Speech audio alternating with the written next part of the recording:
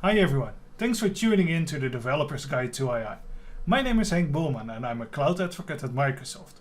And for this presentation, I've invited two of my colleagues to show you how you can get started with AI as a developer on the Azure platform.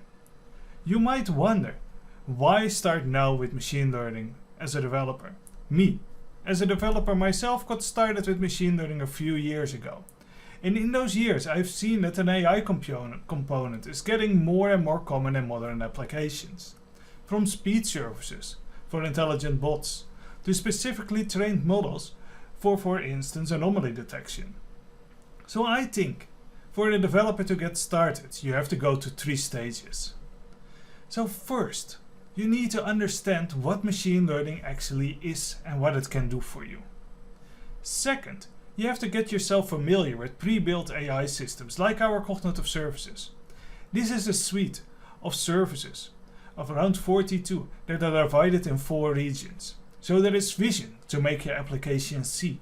There is speech to make your application listen and talk back to you. There is a language so that your application can understand what is being spoken, and there is knowledge to give your application a brain. There are also some services that are in between. So there is a custom vision service where you can bring your own data and the service will do the work of training your model. There is also the visual designer where you can drag and drop your own machine learning algorithms and publish them. And there is automated machine learning that will help you pick the right model. So the third one is to do it all yourself. So there are always some scenarios where a pre-built model will not fit, and that is mostly around 20% of the cases. So then you can use the Azure Machine Learning platform. You can bring your own data. You can bring your own training script. And Azure Machine Learning will help you put this in production and create a repeatable, traceable process for you. First, in this talk, I want to dive into what AI actually is and how it works. So I've invited my colleague Seth Juarez that will give us a quick insight and understanding what AI actually is and how it works on Azure Machine Learning. Hi Seth, thank you for joining me. How are you doing today? I am doing great. I've just been talking about how developers can start using machine learning on Azure. So I'm curious, what is your favorite part? So my favorite thing on Azure has to be being able to train custom models any way I want, with any technology I want, and have it be able to be a repeatable process, number one, have it be able to be, number two, shareable so that everyone can see what I've done. And then number three, I can actually output whatever I've done into something that other software developers can use pretty quickly and in a wonderfully cloud native way. It's pretty cool. Now let's get started with the big question set. What is AI and what can it actually do?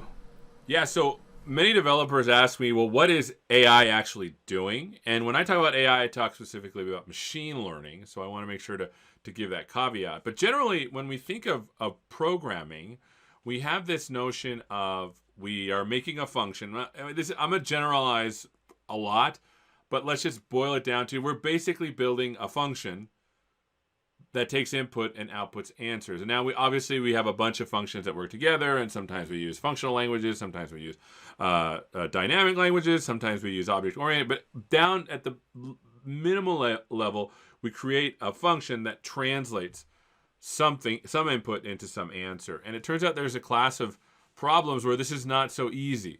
I like computer vision, and imagine having to write an algorithm such that when you look at a picture of a taco or a burrito, which I'm going to show you later, imagine being able to build an algorithm that tells you that's a taco, that's a burrito. It's a hard function to write. And as you imagine as a programmer, you think of, well, what do I get when I get a picture? Well, it's basically a bunch of numbers. Like for every pixel, there's 3 or 4 numbers if you have an alpha channel. How do I take those numbers and make them into something that makes sense? Like this is a taco or this is a burrito. And so machine learning, what it does is it actually flips the script a little bit. And instead of creating a function, we give the computer the answers and the input, and it produces a function. Now, these are not, we don't call them that in machine learning. we call these things models, and then the input is data. Now, this is the critical bit. When you hear of a machine learning model, I started as a programmer and then did machine learning.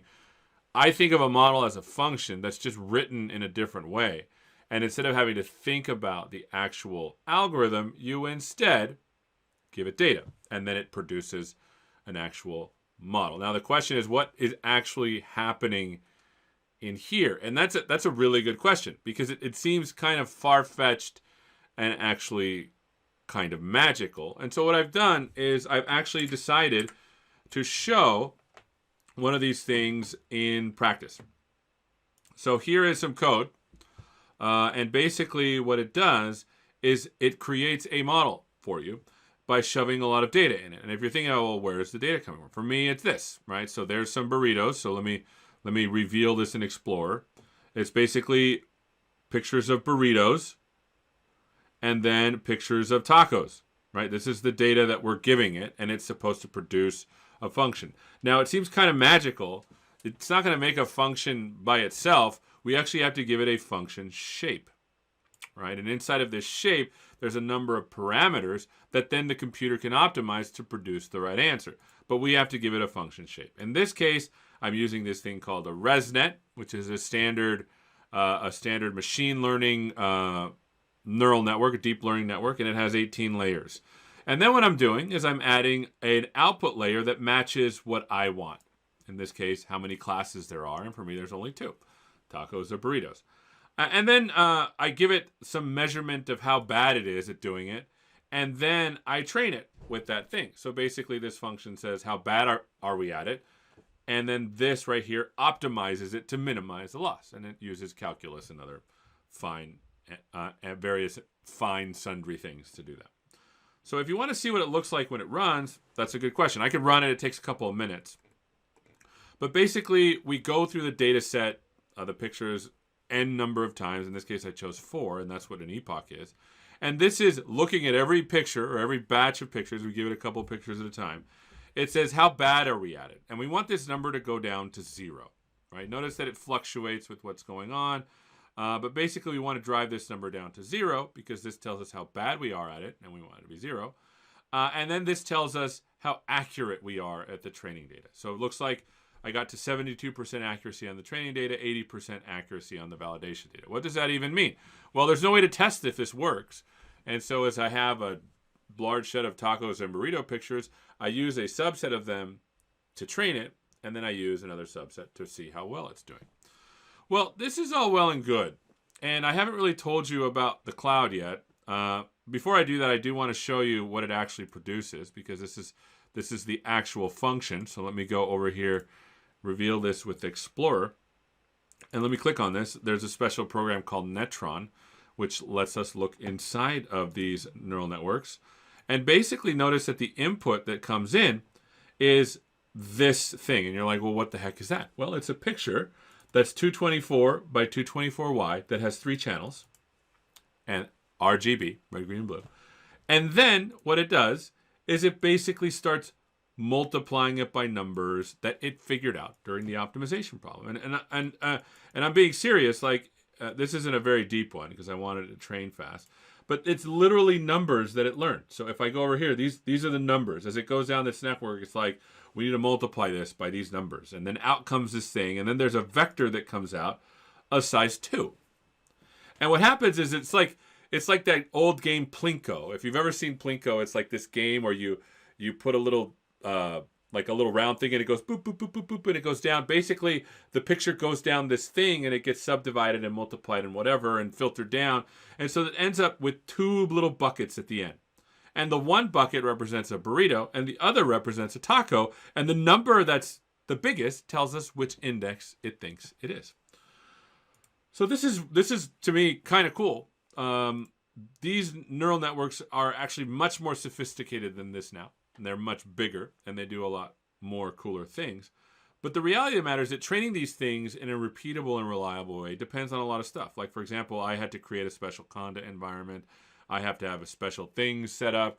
And for someone else on my team to replicate this would be hard, because I would have to give them, this is how my machine is.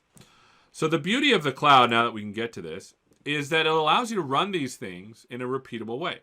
So this is the same thing, only one epoch running in the cloud inside of Azure Machine Learning. And what's cool about this is that it runs it in a container so that it's repeatable every single time. And not only that, you can see actual metrics. So here's the loss over one epoch. It's going to fluctuate this way. And then the larger you go, the more epochs you'll see the loss goes down and the accuracy goes up. So for example, let's see if I can find, there we go. So there's the accuracy. There's the training loss. But you would get more numbers. I only ran this one time because I wanted to show you what it was like. The other cool thing about this is you can actually output things like images. So for example, this is a validation run that's showing me what it predicted for each of these things. And when I wrote the thing, I output these images. Now they're all here. So now this, for all of posterity, people will be able to see that. And notice that this here is an interesting image. This is a burrito, apparently. And it snuck in there, and it really wasn't. But that's okay, because we want to be able to allow for these kind of errors. And this is the predictions that it's doing. Taco, burrito, it looks like it's doing a pretty good job. So that's the cool bit. Remember, the output of these things, like I told you before, is this actual model. And if we're going now from data scientists to software engineering and development, this is an actual artifact, like a DLL or a jar file, assembly, whatever. This actually represents a functional unit of something. And so we need to save them. And it turns out that in Azure Machine Learning, not only can we save them, but we can actually version them. So for example, here's Food AI version number 7, right? And it turns out that in this, we have some artifacts, and the artifact happens to be the Onyx file. Now, you can actually have more sophisticated models. Like, for example, here's a different one called Seer, and this one has multiple files in there.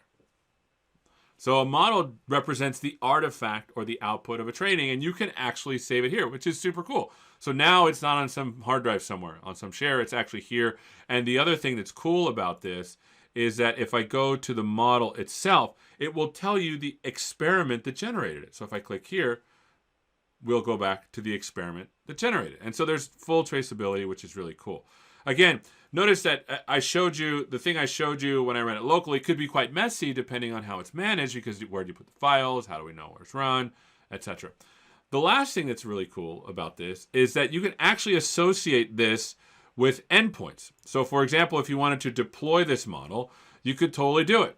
And so here is the Food AI model. And what it does is it maps the actual model to an actual way to score it. And what I mean by scoring is how to actually do inference or run it. So here's an example. In Azure Machine Learning, we have an init function. Notice it's loading the Onyx model. It's getting the model from the actual artifact if it's running in the cloud. And then when we run it, we basically get the image, right? It's a URL. I open up the bits. I push it through the actual Onyx model, and then I output the results. And what's cool about that is now I can pair the model with the scoring file and have this cool thing called an endpoint, which you see again right here. Now, I'm going to go ahead and copy this, and I'm going to put it over here, right?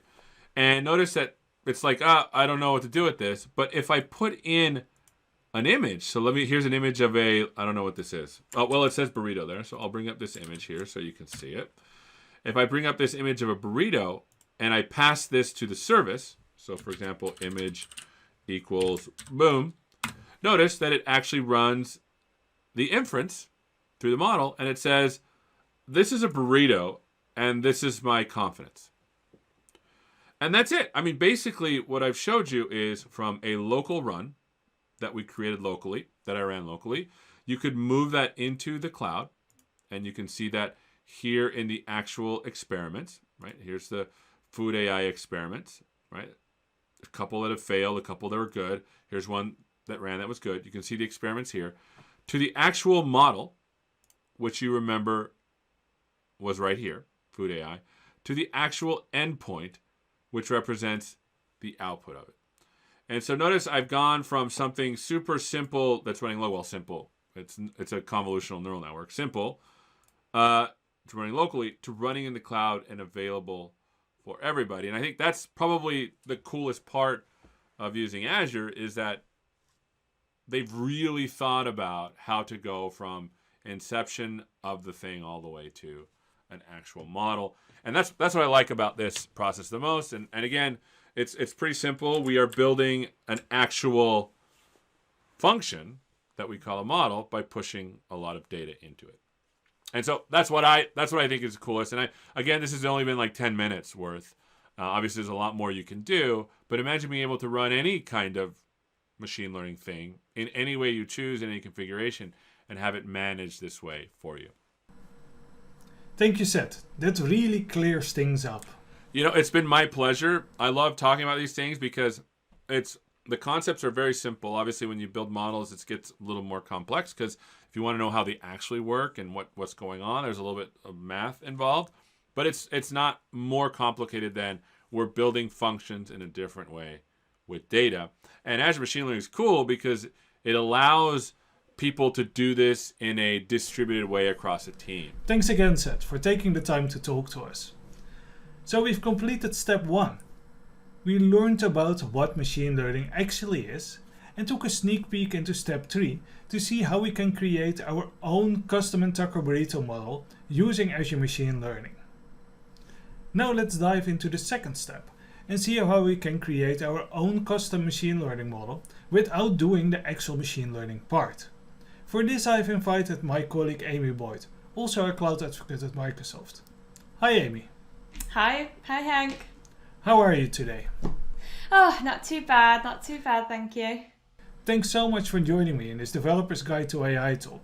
Can you tell me what you're going to show to us? Yeah, sure. So I know you've been speaking with Seth and he's kind of started you all on that journey of understanding a little bit deeper into machine learning, like what is it, how do we approach it? And so one of the things I said to Henk I thought would be really useful was to show you how I used a low code, no code tool to actually apply a bespoke machine learning algorithm to a problem that we were working on. And so this tool that I want to show you is actually part of the Azure Machine Learning service. So if you go into Azure, you type in machine learning, you create an instance of it, and then this is the data scientist platform. In here you can build models, you can use really powerful compute, you can store large amounts of data, and you can also deploy and look after these models as you move forwards. And so one of the things I wanted to show you was how I approached a specific problem using this tooling. Inside Azure Machine Learning is a feature or a part of the service called Azure Machine Learning Designer. And the Designer is a fantastic click and drag UI experience. So Henk, shall I jump into the problem that I was trying to solve and describe that to you? Yes, that would be great. Okay, so just on the screen here illustrates the company that we've been working with. So we've been working with Tailwind Traders, a fictitious retail company, and they do things like do-it-yourself, plumbing, garden, electrical tooling. Their amazing development team have created this fantastic website as well as an amazing native application. But with any kind of native experience or application or piece of technology, when it starts to get used by lots of different people and partners, often they might find issues with the application. And in the case of Tailwind Traders, they've created a support ticket system. So when any of these users have an issue, they submit support tickets to the system. Tailwind Traders also has an amazing support ticket team, and they triage any of these support tickets and route them in the right direction to get solved as quickly as possible. But unfortunately, these support tickets are flying in and they're getting a bit overwhelmed in the support ticket team. They did tell us though that actually a lot of people go away happy, their problem is solved quickly, and they can carry on using the application. But unfortunately, some people just aren't quite as happy with the service. They have long wait times and sometimes their problems aren't solved at all. And so the Tailwind Traders management team asked this question: how can we help the support team? That's it. Like a super broad question. Like in data science, sometimes it seems like you get a really, really specific question that points you exactly to how you're going to solve the problem. But this is actually the start of the business problem that we had that we believed could be investigated and potentially solved using data science. And so the next thing I did was we went on and we had a look at their data. We worked with the support ticket team as domain experts, and then kind of said, right, I use tooling to explore the data. So things like Python visualization packages, but as well as like services like the Power BI service. I'm a huge fan of using that to explore my data. But one of the things after exploring it was I found that a few of the columns in the data set might actually be able to help us as we move forward. And so this is where Azure Machine Learning came into the equation. So a couple of things. When we looked at the support ticket data, for each line in the data set was a single support ticket, we found a column called duration. And so there was one idea that could we predict the duration of a support ticket when it lands in the support ticket system so that we can understand how we need to staff the support ticket team moving forward over the next few weeks. So a demand type forecasting, but also there is a tag for escalations, and to kind of understand a little bit more about, is there an issue around escalations? Is it something that we can start to solve with machine learning? And so I'm in the Azure Machine Learning Studio here. If you go into azure.microsoft.com, create an Azure Machine Learning instance, and then go to the studio experience here by clicking the main button on the screen, this is kind of where you land. And if we look down the side here, we can see that there is actually this designer icon. So if I click on designer, it takes us to a page where we can see some of the designs that I've already created. But I want to show you how quick and simple it is to build machine learning models using this tooling and how experimental it is. So if I click on new, I select how and where I want it to run. So I'm actually going to use some of the compute that's available to me and my team here. I can give this a name, so I can say support ticket team duration. And you may want to give it a description. Autosave is on, so anything I do from now will be accessible and ready to go. So I'm going to select my data set, which is this one, and I simply click and drag it onto the screen, and it tells me a little bit about it on the right hand side. So I can actually view that output just here, and we can see there's it tells you how many rows, how many columns, all the different features inside that data set, so we can explore also in here. But say I knew what I wanted to do, I can actually search up here for modules that I know exist, like the split data, and then I connect these modules together and fill in the parameters in order to split this data into training and testing data sets.